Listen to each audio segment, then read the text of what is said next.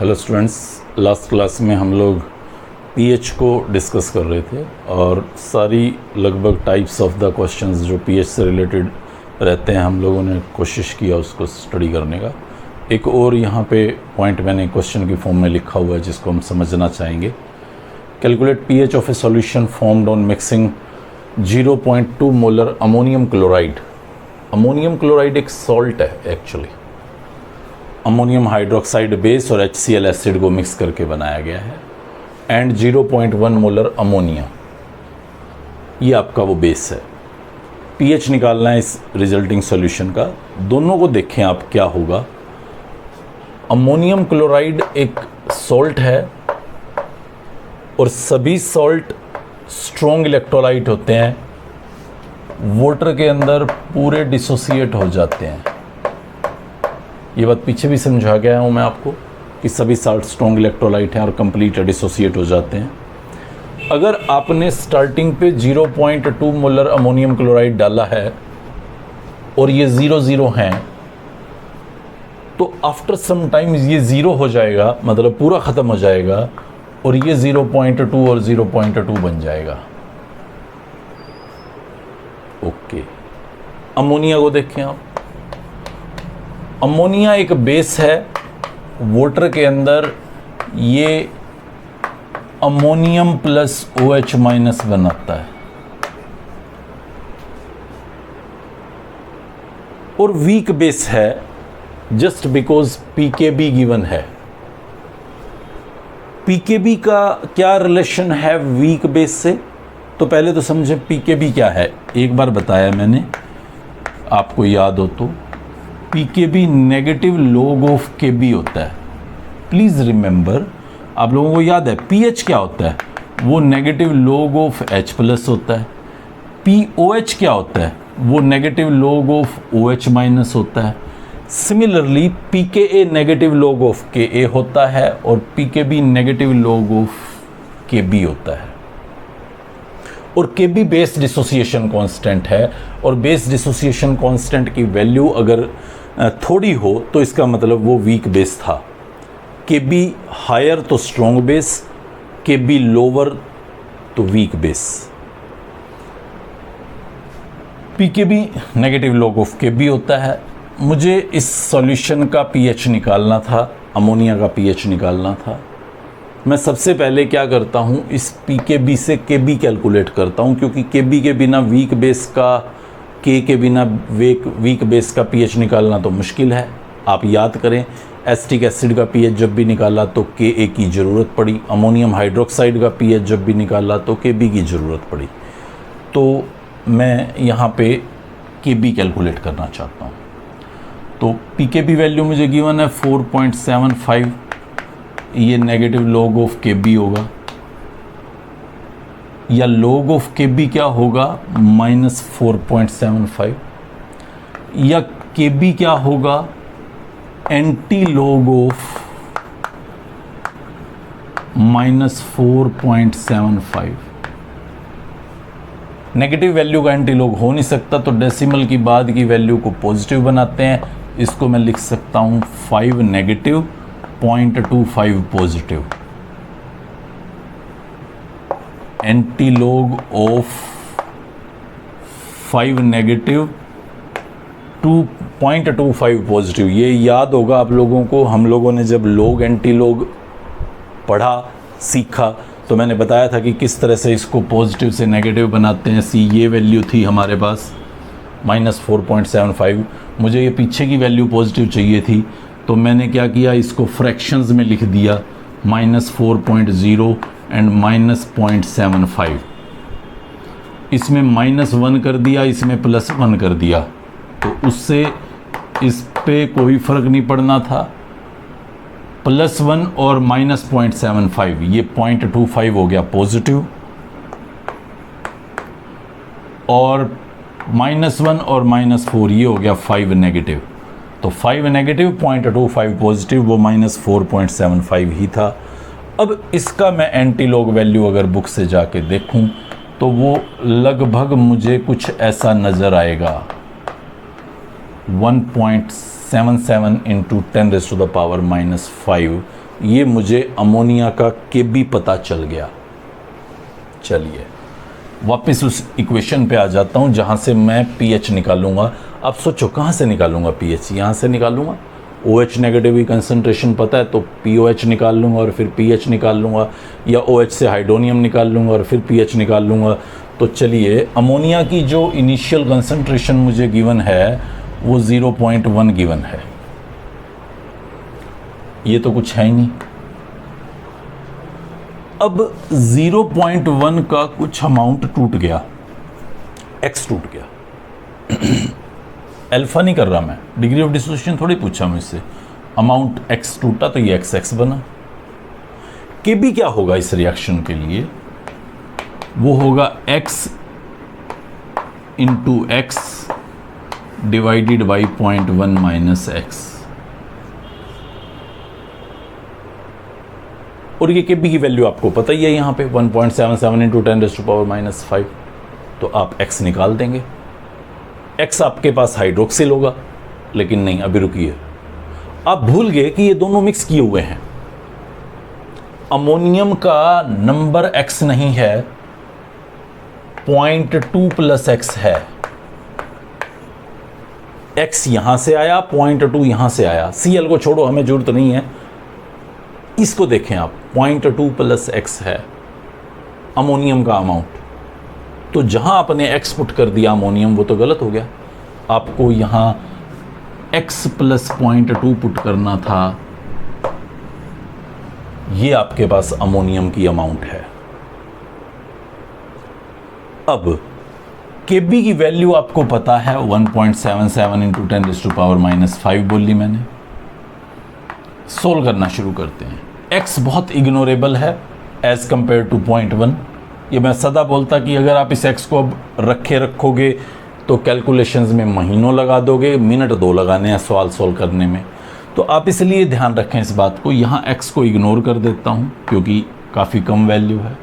यहाँ x को तो पक्का इग्नोर कर सकता हूँ, 0.2 के कंपैरिजन में काफ़ी कम वैल्यू है। और फिर याद रख लेना, इस x को इग्नोर नहीं करना क्योंकि ये x तो मल्टीप्लाई हो रहा है। ये जो एडिशन हो रहा था x का, वो मैंने यहाँ पे इग्नोर किया है। आप दूसरे को इग्नोर करने की गलती कतई मत कीजिएगा, आपका क्वेश्चन ही गलत हो जाएगा। अब आप यहाँ से x को कैलकुलेट करें।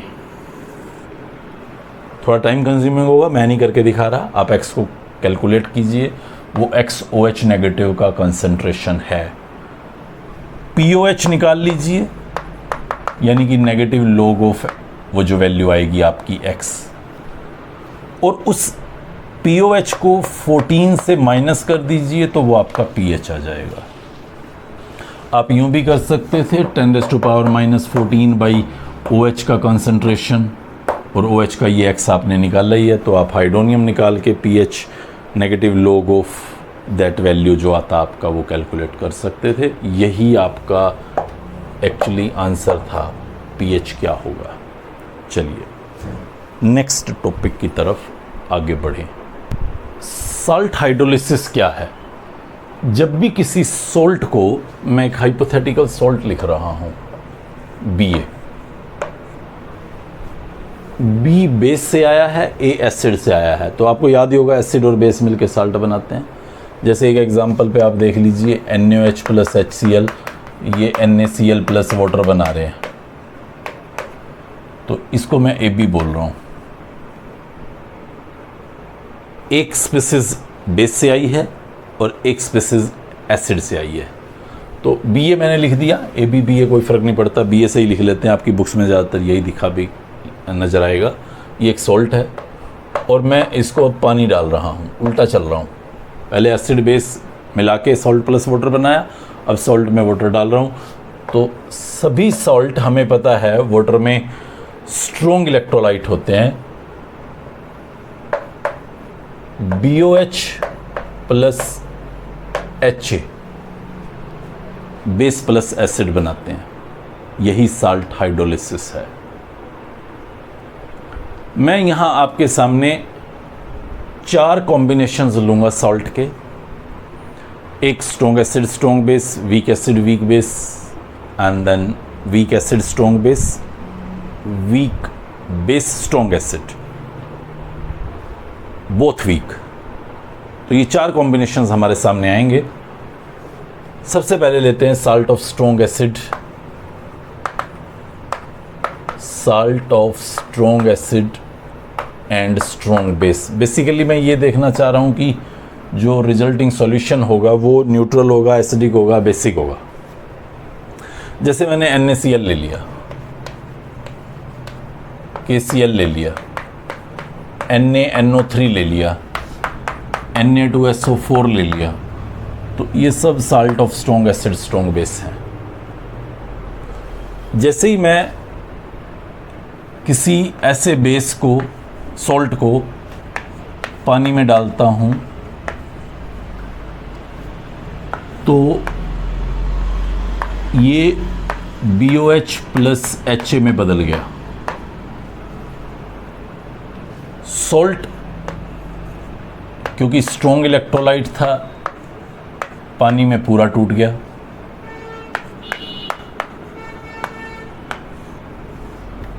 बेस जो बन रहा है वो भी स्ट्रॉन्ग इलेक्ट्रोलाइट है, वो भी पानी में पूरा टूट गया।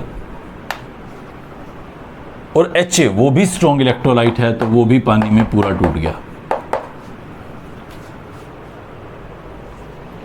B से B कैंसिल हो गया,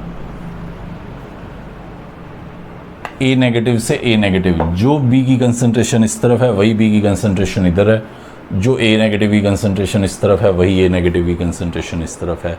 रिजल्टिंग आपके पास इधर बचा OH नेगेटिव और H पॉजिटिव, और वो भी बिल्कुल बराबर। मतलब जितना OH नेगेटिव का कंसंट्रेशन उतना ही H प्लस का concentration. Resulting solution definitely neutral था और pH एग्जैक्टली 7 था। सभी साल्ट जो स्ट्रॉन्ग बेस स्ट्रॉन्ग एसिड के साल्ट्स हैं वो pH 7 पोजेस करते हैं और न्यूट्रल बिहेवियर शो करते हैं। दूसरा कॉम्बिनेशन देखते हैं, salt of weak acid and strong base. Salt of weak acid and strong base. एक एग्जांपल बताऊं तो CH3COONA, ये एक एग्जांपल है। वैसे लिखने को तो बहुत लिख सकता हूं, HCOOK, CH3COOK। और अभी क्योंकि अब लोग आने वाले टाइम में बहुत सारे केसेस देखेंगे, KCN देख सकते हैं आप, HCN और KOH का सॉल्ट है, तो मैं कहता हूँ रट्टा मारने की जरूरत नहीं है। ये धीरे धीरे समझ में आएगा कि जो पेरेंट एसिड्स थे वो वीक थे या स्ट्रॉन्ग थे। तो एक कॉम्बिनेशन पे मैं यहाँ वर्कआउट कर लेता हूँ, इसी पे कर लेते हैं, यही ज़्यादातर आपको सामने नज़र आएगा। बट कोई और आएगा तो आप आइडिया ऐसे ही लेना शुरू करेंगे उसका। ये salt of weak acid strong base लिया मैंने और मैं इसको वैसे ही पानी में डाल रहा हूँ और एक्सपेक्ट कर रहा हूँ कि एसिटिक एसिड प्लस NaOH बनेगा। सी हियर, ये सॉल्ट है और सॉल्ट है तो स्ट्रॉन्ग इलेक्ट्रोलाइट है, पूरा का पूरा टूट जाता है।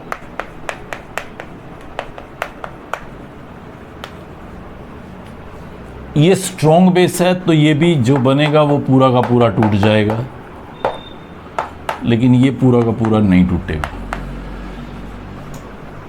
पार्शियल टूटेगा। ये यहां दिखा देता हूं अलग से, पार्शियली टूटता हुआ ऐसे होगा। ये Na प्लस से Na प्लस कैंसिल हो जाएगा। और अब आप देखें यहां पे ये H प्लस पड़ा है, ये OH माइनस पड़ा है। साफ दिख रहा है H प्लस बहुत थोड़ा होगा क्योंकि ये तो बहुत ही कम टूटता है। OH नेगेटिव ज़्यादा होगा। OH नेगेटिव ज़्यादा होगा मीन्स बेसिक होगा। pH ग्रेटर देन 7 होगा। सभी जितने भी salt of weak acid strong base आपको दिखेंगे, आपको pH ग्रेटर देन 7 ही नजर आएगा। अगला केस देखते हैं, salt of week base and strong acid.